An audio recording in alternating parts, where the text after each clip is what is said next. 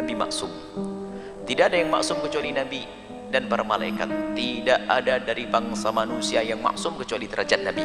Mereka adalah maksum, tidak berbuat dosa dan tidak akan berbuat dosa. Dijaga oleh Allah, maka segala yang dilakukan Nabi tidak bisa kita sifati sebagai sebuah kesalahan dan dosa.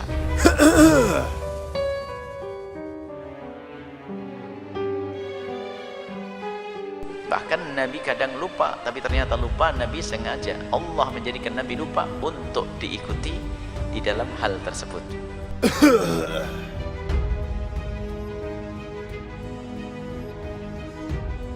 Selain Nabi Muhammad tidak ada yang maksum. Sahabat tidak maksum, istri Nabi tidak maksum. Nabi adalah maksum, tidak akan melakukan sebuah kesalahan dan dosa. Tidak ada kezaliman keputusan Nabi. Nabi berjalan dengan wahyu, Nabi berjalan dengan petunjuk dari Allah, Nabi berucap dengan wahyu. Kasairil malaikati. Maka ismatuhum meyakini, ini termasuk yang wajib kita yakini ada pada Nabi.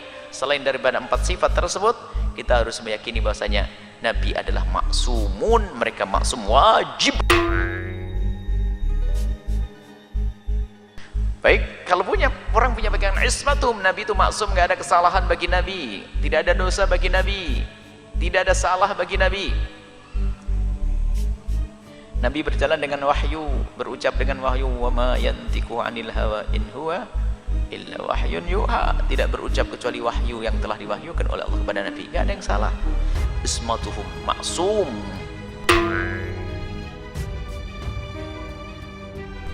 Ini kan keimanan. Kalau orang membangun keimanan di sini tuh nggak akan pusing nanti tentang apa yang selama ini dihembuskan oleh musuh Allah. Musuh Allah itu menghembuskan fitnah-fitnah itu ya bagi orang yang imannya ini belum kuat ya.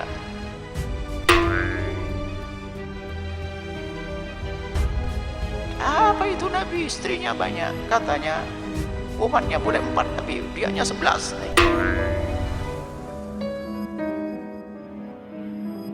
Oh, ente tidak ngerti kenapa Nabi begini-begini. Wah, ini ngerti, ini akidahnya belum baca Aqidatul Awam.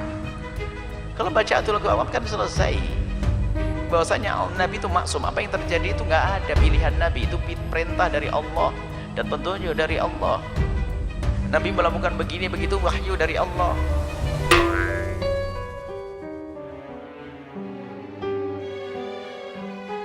Makanya jangan kita mendebat kepada orang yang mencaci Nabi dengan apa namanya? Dengan perilaku Nabi seperti itu. Kan tapi tanyakan, kamu kenal Nabi Muhammad atau tidak, gitu saja. Kalau tidak kenal ya wajar tidak kenal.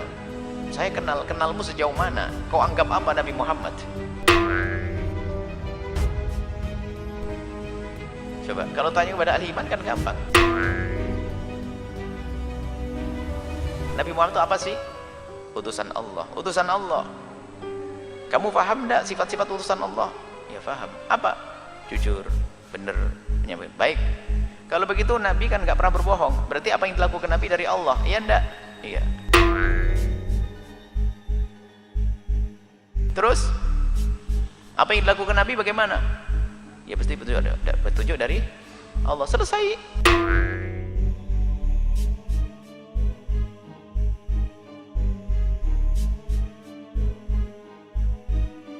Tapi permasalahannya adalah mereka tidak mempercayai Nabi sebagai Nabi.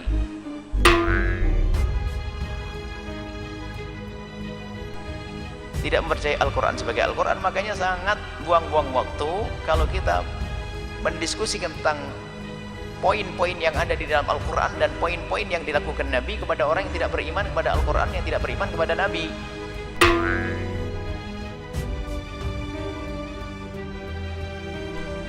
Tidak percaya kepada Al-Quran kok jangan bahas tentang permasalahannya. Tanyakan to the point, kamu percaya kepada Al-Quran atau tidak? Kan ada orang kritiki Al-Quran, kadang-kadang terjebak dalam debat dan diskusi. Kita mendebatkan tentang masalah ta'adud, poligami, tentang hak waris, tentang hak talak, kenapa ini.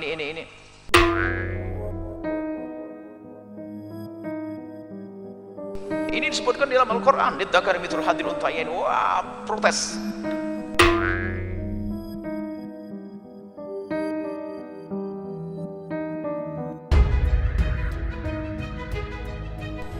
Lu tanyakan dulu, jangan mendebat. Kalau masalah hikmahnya akan diberikan kepada ahli iman. Misalnya hikmah waris itu begini, itu bagi orang yang beriman biar mantap hatinya.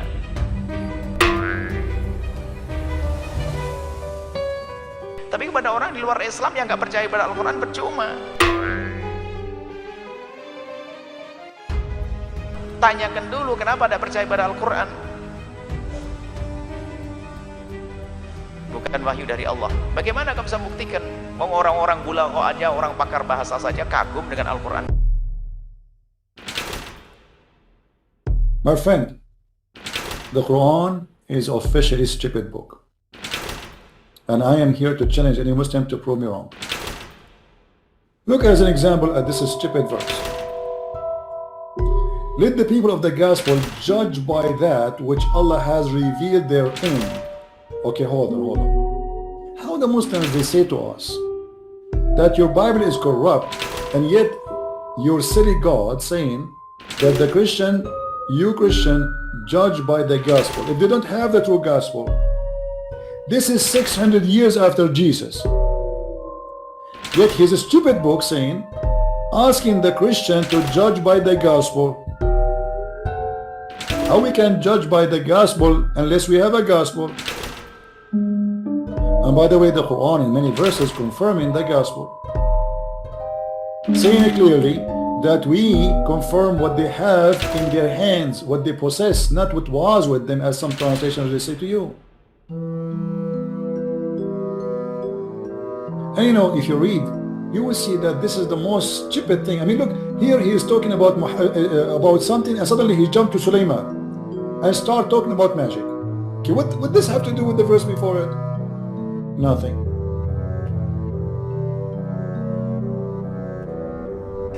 Right now, we are going to talk about something that probably many Muslims are going to be shocked when we mention. The 31 different Arabic Qurans. You've heard me correctly. The 31 different Arabic Qurans, and the number is still counting. The hope, I think, Dr. J, is to find the 37, basically. Now these are current day. These are modern day Qurans. That's right. They're all in Arabic. These are not translations. We're not That's talking right. about English translations or right. Urdu translations or French. These are Arabic Qurans, all of them different. Correct. And not just a few. We're talking about tens of thousands of differences.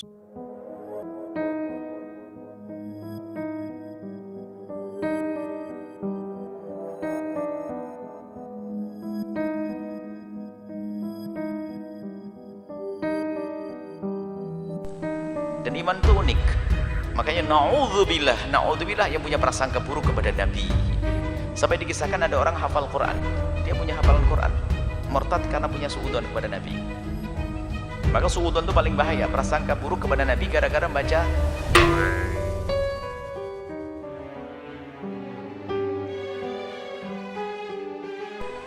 surat tentang Sayyidah, tentang Zaid bin Harithah dengan Zainab, Sayyidah Zainab. Zaid bin Harithah dinikahkan oleh Rasulullah dengan Sayyidah Zainab, yang pada akhirnya Allah yang menceraikannya. Allah yang menceraikannya, kemudian setelah itu Sayyidah Zainab dinikahi oleh Rasulullah.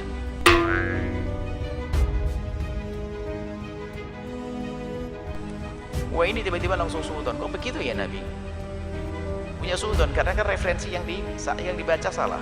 Dia membaca buku-buku picisan yang menggambarkan Nabi itu jatuh cinta kepada Nabi itu gandrung, Nabi-Nabi ini, sampai Nabi punya rekayasa atas nama wahyu mencerai Zaid dengan Zainab, lalu dinikahi Zainab. Nah ini kan propaganda barat yang dia baca begini percaya. Makanya hati-hati dengan referensi kafir itu. Sehingga orang tersebut karena dia hafal Quran, subhanallah, dia mulai curiga dengan Nabi. Nabi kok begitu ya Syed? Spontan dia keluar dari iman.